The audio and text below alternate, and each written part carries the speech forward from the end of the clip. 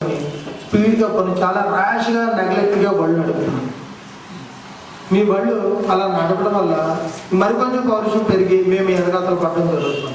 Chasing అదే cinema చేజింగ్లో జరుగుతున్నాం. దానివల్ల జరిగేటటువంటి ప్రమాదాలు ఏ విధంగా ప్రజలకి కావాలి. అది మీరు కట్టే ఫైన్తో కంపేర్ చేసుకుంటే చాలా తక్కువ. అనుకుందాం, ఒక 1000 రూపాయలు ఫైన్ రాసేస్తాడు. 1000 రూపాయలు ఫైన్ రాసేస్తారు ఎస్ఐ గారు లేకపోతే సిఐ గారు అనుకున్నాం. అదే మీరు అంత ర్యాష్గా వెహికల్ నడపడం వల్ల ఒక యాక్సిడెంట్ జరిగి 2-3 ప్యాసింజర్లకి చిన్న దెబ్బ తగిలి అనుకోండి, మీరు వాళ్ళకి పే చేసే కంపెన్సేషన్ ఏమాత్రం ఉంటుంది? 1000 రూపాయల కంటే డెఫినెట్గా ఎక్కువ. ఏది బెటర్?